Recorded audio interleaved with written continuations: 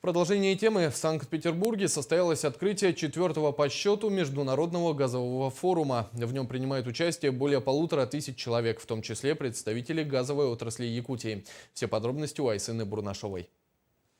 Форум начал свою работу 7 октября. Открытие состоялось в новом конгрессно-выставочном комплексе «Экспофорум», который начал свою работу с проведения мероприятия международного уровня. Одновременно с газовым форумом прошел Международный Петербургский энергетический форум, специализированные выставки «Энергосбережение и энергоэффективность», «Котлы и горелки», посвященные инновационным технологиям в оборудовании. Здесь представлены многие компании, которые сегодня уже работают на территории Республики Саха-Якутия, реализуют проекты по разработке Чандинского газоконденсатного месторождения, проекты по строительству газопровода «Сила Сибири». И здесь в рамках выставки представлены многие компании и проекты, которые реализуются на территории Якутии.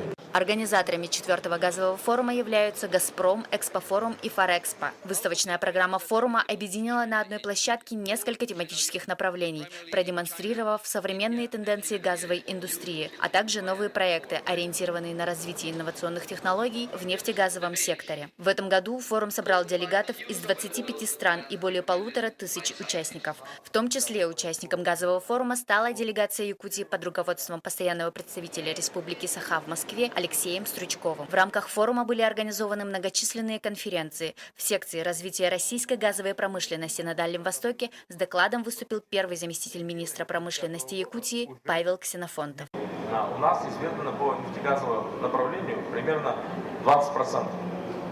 То есть мы говорим о том, что при реализации восточной газовой программы базироваться надо не только на Чандинское месторождение, да, но и базироваться на другие месторождения, которые у нас находятся на территории Республики Саха-Якутия. С целью популяризации природного газа как наиболее экологически безопасного и экономически выгодного моторного топлива были представлены заводские автомобили на метане. Представлены две новые перспективные модели, которые будут продаваться и сертифицироваться в следующем году. Сегодня это машины, которые подготовлены, вы видите, реальные машины с реальным оборудованием.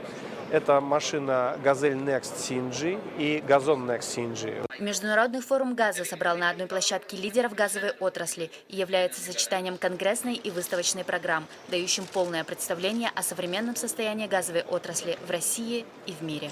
Айсена Бурнашова, Егор Максимов, Лидия Андросова, НВК Саха, Санкт-Петербург.